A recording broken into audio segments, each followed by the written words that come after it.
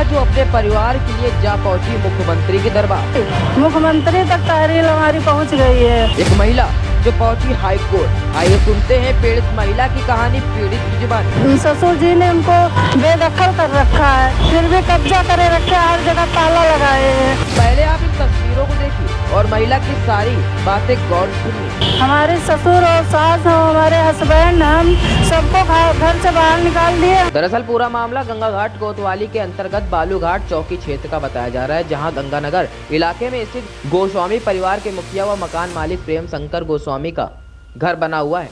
बता दें, प्रेम शंकर के दो बेटे राजेंद्र गोस्वामी और हरिओम गोस्वामी अपने परिवार के साथ उसी घर में रहते थे। कुछ वर्ष पूर्व प्रेम शंकर गोस्वामी के बड़े बेटे ने प्रेम शंकर की बैंक से फ्रॉड कर उसकी लाखों की जमा पूंजी को हड़प लिया।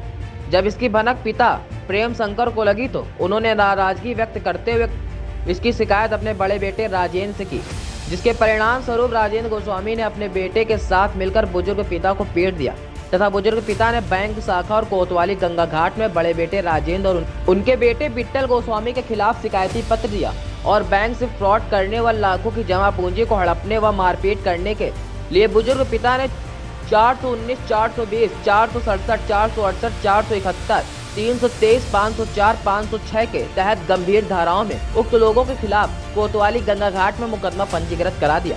मामला थाने पहुंचने पर राजेंद्र गोस्वामी और उनके बेटे व पत्नी आग बबूला हो गए और पुनः अपने बुजुर्ग पिता और माता से मारपीट करने लगे, जिसका विरोध छोटे बेटे हरिओम और उनकी पत्नी व बुजुर्ग की बेटी करने लगी, मगर षड्यंत्रकारी बेटे ने किसी की एक न सुनी और पुलिस से मिलकर आए दिन छोटे भाई, पिता और बाकी परिवार के लोगों को सताने लगा। वहीं बुजुर्ग पिता से यह सब देखा ना गया और बुजुर्ग ने अपने बड़े बेटे राजेंद्र गोस्वामी और उसके संपूर्ण परिवार को अपनी चल अचल संपत्ति से बेदखल कर दिया।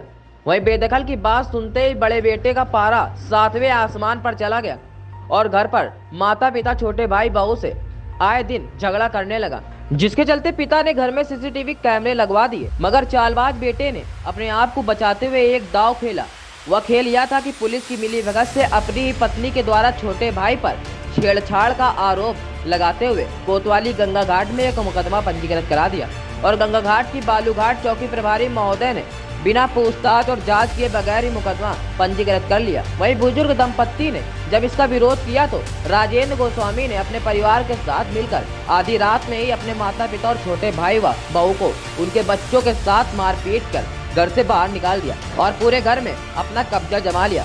तब से पीड़ित बुजुर्ग अपनी पत्नी और छोटे बेटे हरिओम तथा बहू और उसके मासूम बेटी के साथ कानपुर स्थित छोटी सी दुकान में रह रहा है। अपने जेठ जेठानी और उनके बच्चों तथा पुलिस द्वारा पति और बुजुर्ग सास ससुर पर हुए अन्याय को लेकर प्रेम शंकर की छोटी बहू ने न्याय की गुहार उन्नाव जिले के सभी आला अधिकारियों से लगाई, मगर उनकी किसी ने एक न सुनी। बता दें, पीड़ित महिला ने अपने बयान में बताया कि मुझे और मेरे पति तथा सास ससुर को अपने घर में वापस भेजने के लिए चौकी प्रभारी महोदय 3 दिन लगातार कोतवाली में बुलाते और सारा दिन बैठा कर रखते। वहीं पीड़ित ने उप निरीक्षक पर गंभीर आरोप लगाते हुए अपने बयान में बताया कि कभी कभी निरीक्षक महोदय गंगा घाट पर बनी बालूघाट चौकी में मुझे अकेले बुलाते थे और अपने साथ आने को कहते थे। वहीं पीड़ित महिला ने चौकी प्रभारी की नीयत को परखते हुए माननीय मुख्यमंत्री योगी आदित्यनाथ जी के दरबार में सारे प्रकरण की शिकायत दर्ज कराई। फिर भी कोतवाली गंगा घाट में किसी प्रकार की पुलिस ने एक मदद न की। अंत में हर जगह से हार कर पीड़ित महिला ने उप निरीक्षक हरिनिवास शर्मा और जेठ जेठानी तथा उनके बच्चों की सारी शिकायतें हाईकोर्ट में माननीय न्यायालय के समक्ष की, जहाँ से उप निरीक्षक महोदय को न्यायपालिका से जवाबदेही के लिए तलब कर लिया। न्यायालय में उप निरीक्षक के विरुद्ध शिकायत करने की खबर जैसे ही महोदय को लगी, महोदय बौखला गए और पीड़ित को धमकाने अपने साथी पुलिसकर्मियों के साथ कानपुर स्थित प्रेम शंकर की पनीर की दुकान जा पहुंचे, जहां पीड़ित का कहना है कि दरोगा जी एक दिन एक काला पैकेट अपने साथ लेके आए थे और दुकान में छानबीन करने लगे और कहने लगे कि तुम लोग यहाँ पर चरस गांजे का धंधा करते हो। तब पीड़ित महिला का पति और ससुर मौके पर दुकान में मौजूद थे। तभी निरीक्षक महोदय की नज़र दुकान में लगे सीसीटीवी कैमरे पर आई और महोदय उल्टे पांव वापस गंगा घाट कोतवाली आ गए। तब से निरीक्षक महोदय फोन पर और दुकान जाकर पीड़ित महिला द्वारा न्यायालय में की गई शिकायत को वापस लेने का लगातार दबाव बना रहे हैं और शिकायत वापस न लेने पर पति हरिओम गोस्वामी और बुजुर्ग ससुर प्रेम शंकर गोस्वामी को फर्जी मुकदमे में फंसाने की धमकियां दे रहे हैं। आए दिन उप निरीक्षक का पीड़ित के कानपुर स्थित दुकान पर जाना एक सवाल खड़ा करता है।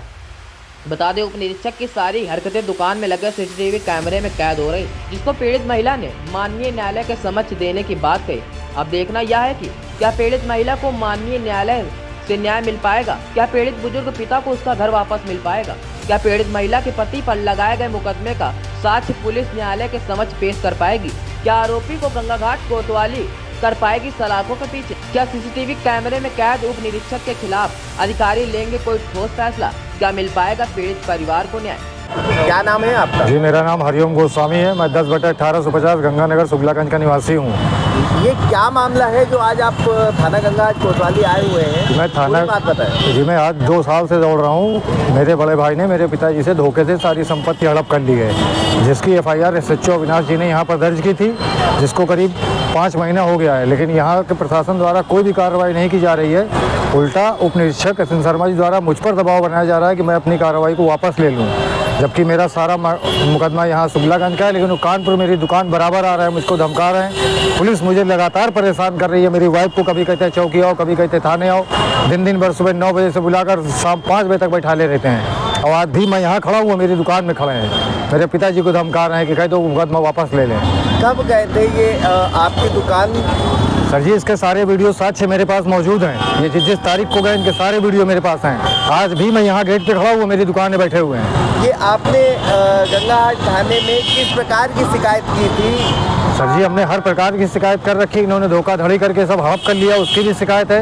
इनके ऊपर FIR दर्ज है। किसने किया था? मेरे पिताजी ने किया था। मेरे पिताजी ने किया था। आपके पिताजी ने? जी हाँ। गंगाघाट थाने में तहरीर दी थी, किसके खिलाफ दी थी? मेरे बड़े भाई के राजेंद्र प्रसाद गोस्वामी और मेरा भतीजा विट्ठल गोस्वामी के खिलाफ। अच्छा, गंगाघाट थाने में तहरीर दी थी? जी हाँ। किस प्रकार की तहरीर दी थी?